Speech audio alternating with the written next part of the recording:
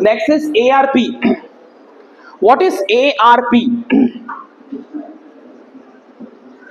ARP stand for A stand for A for A for what? Attending the class. R for revising and P for preparing. A for attending the class, जैसे आप attend कर रहे हो.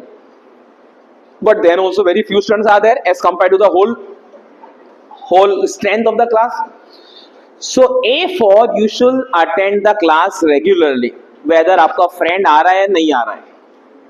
You are least bothered about others. You are bothered about you only, because you have paid your hard money. Your parents have paid their hard money for you.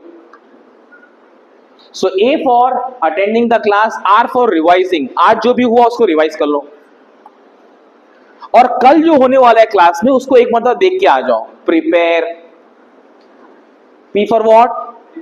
Preparing. Whatever. These are the, literally speaking, frankly speaking, these are the three jargons which will create a dynamic change in your academic life, friends. If you will just follow 3 points: attending the class, revising, and preparing for the next class.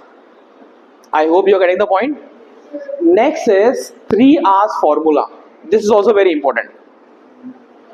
3 hours formula. Whether 3 hours 10-minute formula, for example. Now, what exactly you are going to do in this 3-hour formula? 3 hours formula में